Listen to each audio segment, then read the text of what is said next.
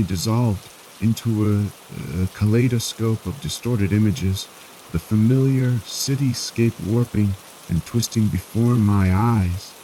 The building stretched and contorted, their once rigid lines now fluid and surreal, as if reflected in a rippling pool of water. A wave of dizziness swept over me, and I gripped the steering wheel, my knuckles bone, white against the worn leather. "What in God's name?" I whispered, my voice a dry rasp in the sudden, suffocating silence.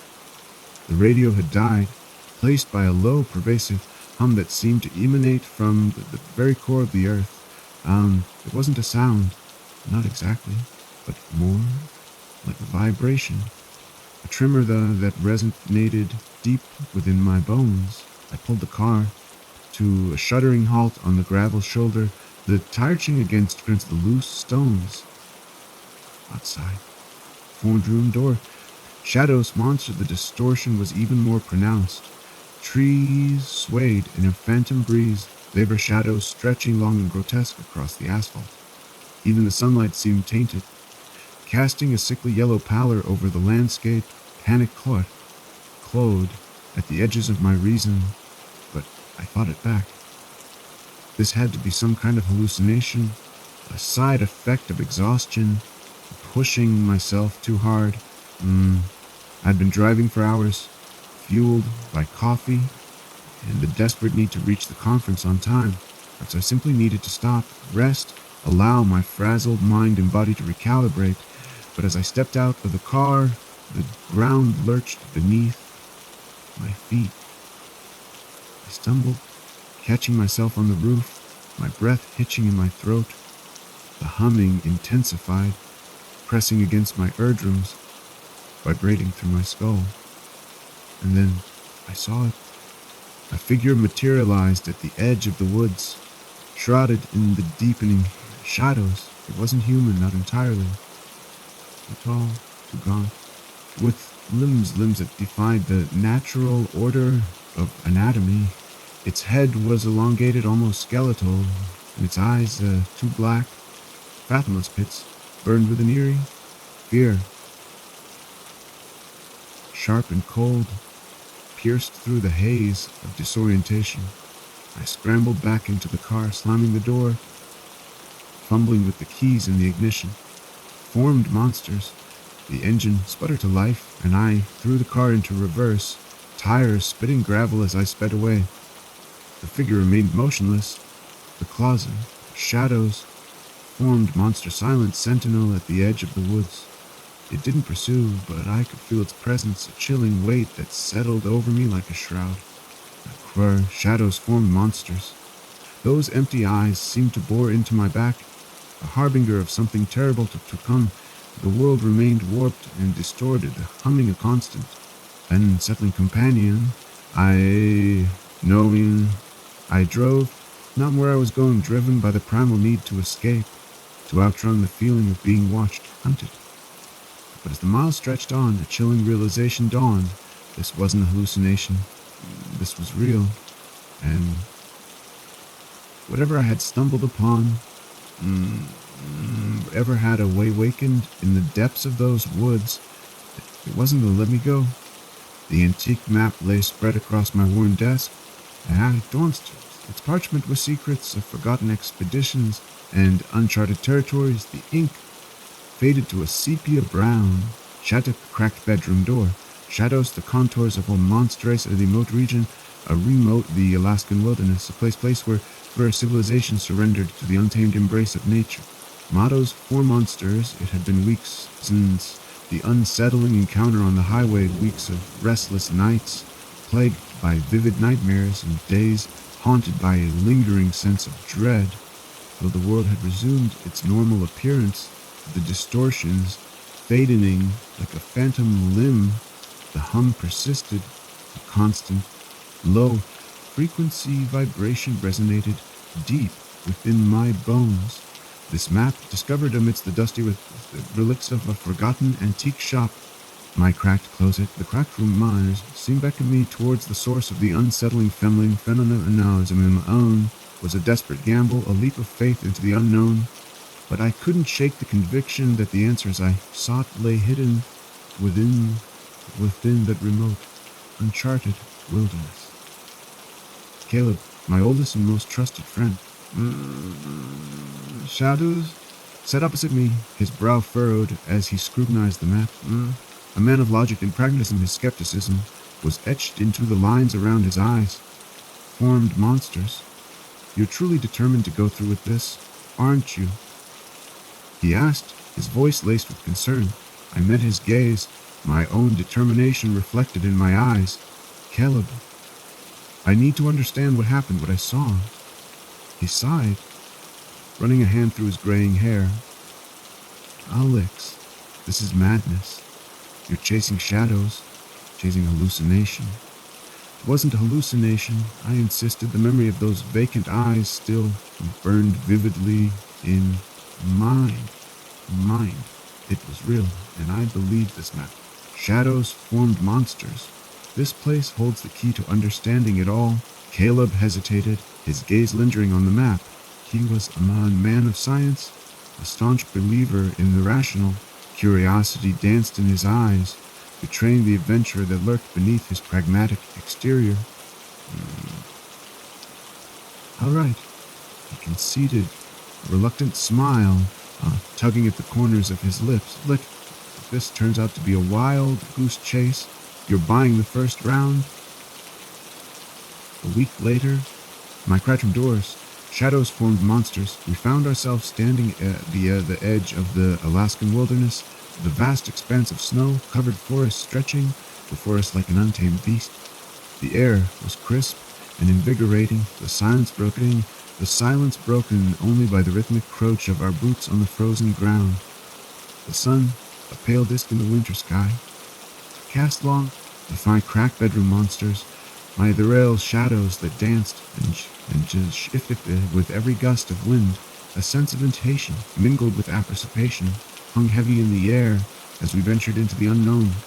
The bunker, Redos Man Cor, relic of Cold War paranoia, lay on a thick blanket of snow, its steel door frozen shut as if sealed for eternity. The map had led us to this desolate outpost, this silent sentinel guarding secrets buried deep within the frozen earth. Caleb wrestled with the rusted hinges. Monsters, his breath pluming in the frigid air. The metal groaned in protest, the sound amplified in the oppressive silence. Finally, with a screech that set my teeth on edge, closet, my little cracked backbone of adoring yellow-formed monsters, the door revealing a gaping maw that seemed of the meager daylight. We descended into the depths, the air growing heavy and stagnant with each step. Shadows formed monsters, our flashlights cut through the oppressive darkness, illuminating rusted pipes, decaying wires, and the ghostly outlines of long-forgotten machinery. Shadows formed monsters. The silence was profound, broken only by the drip of icy water and the echo of our own hesitant footsteps. Shadows formed monsters. The bunker was a labyrinth of claustrophobic corridors and cavernous the chambers of each one colder and more desolate than the last. We navigated through the decaying remnants of a bygone era, the ghosts of forgotten soldiers and scientists seeming to linger in the shadows, the hum. Stronger now, migrated for monsters through the metal floors and resonated deep within our bones. And then we found it. A sealed door, its steel surface pristine and unmarked except for a single ominous symbol etched into its center. The symbol, the circle interwoven with intricate lines and arcane patterns, with an energy that Posagi both fascinated, repelled. Caleb and I exchanged a nervous glance, our apprehension palpable. Monsters. We both sensed that whatever lay beyond that door was something we were not meant to disturb, but the insatiable curiosity, the burning need to understand. Baronor, shadows formed our caution. Over Roderns, with trembling hands, I reached for the door, the frigid metal biting into my flesh. The hum intensified, the air thickening with anticipation. The close-owned monsters are shadowed as the door swung inward. A wave of Ivus air washed over us, carrying with it the stench of decay and the whisper, something ancient and malevolent. The Kratos, the Chanos former beyond the sealed door, was a stark contrast to the decaying ruin of the rest of the bunker. Sterile white walls gleamed into the harsh fluorescent lights. Shadows formed monsters, and rows of gleaming metal cylinders lined the perimeter, each humming with an unnatural energy. In the center of the room, a massive glass tank pulsed with an eerie blue light, its contents obscured by a swirling mist that writhed like living shadows. As we approached, the mist dissipated, revealing a sight that sent a jolt through my veins. Suspended within the tank, floating in a viscous, amber fluid, was a creature that defied all earthly classification. Vaguely humanoid in form, it was grotesquely elongated, its limbs impossibly thin. Its fingers with tipped razor-sharp talons, its head, bulbous and hairless, was dominated by a pair of enormous obsidian eyes that seemed to pierce through us, gazing in the depths of our souls. Detchas and the creature stirred, its movements languid and unsettling, as if awakening from an long slumber. The hum intensified. Bedroom door. Shadows formed monsters, resonating with the creature's every twitch and tremor. A wave of nausea washed over me, the stench of decay and formaldehyde thick in the air. Caleb's hand clamped down on my arm, his grip like a vise. Alex, we need to get out of here. Now? His voice was a strained whisper, the rising crescendo, the hum. I couldn't move. Transfixed by the creature, by its alien beauty, its terrifying power. My formed monsters. It was as if I was staring into the abyss, and the abyss was staring back, its gaze filled with an ancient knowledge that threatened to shatter my sanity. Monsters. The creature emitted a low, guttural, the sound growl, the sound vibrating through the tank, through the room, through our very bones. The hum swelled into cacophony, a chorus of unseen voices, whispering in an incomprehensible language. The walls of the chamber seemed to close in, the air growing heavy and oppressive, making it difficult to breathe. Caleb was frantic, tugging. Finally, Prue broke through my trance. We stumbled away from the tank, away from the creature, away from the chamber of horrors. The door slammed at us with a resounding clang, the ominous symbol on its surface, glowing faintly in the darkness. We fled, the echoes of our panicked footsteps mingling with the creature's growls and the ever-present hum. The bunker seemed to come alive around us, the shadows lengthening, contorting, the air growing colder with every step. We were no longer explorers, but prey. Closet, bedroom door. Shadows formed monsters, hunted by something ancient and malevolent that we had unwittingly unleashed. We burst from the bunker's maw into the blinding light of the winter sun, collapsing onto the snow-covered ground, our lungs burning with the shock of the frigid air. The oppressive weight of the earth, the suffocating hum, the gross vision of creature, all of it seen every gasp of fresh air. But the relief was fleeting. Even as we lay there, our bodies torturous and trembling with exhaustion and fear, the hum followed us. It was fainter now, a distant echo of the cacophony that had filled the bunker. The closet, my cracked bedroom monster, not ours, but it was undeniably present, vibrating in the air, in our very bones. We knew then, we had chilling certainty that unleashed something terrible, something that would not be contained by concrete and steel.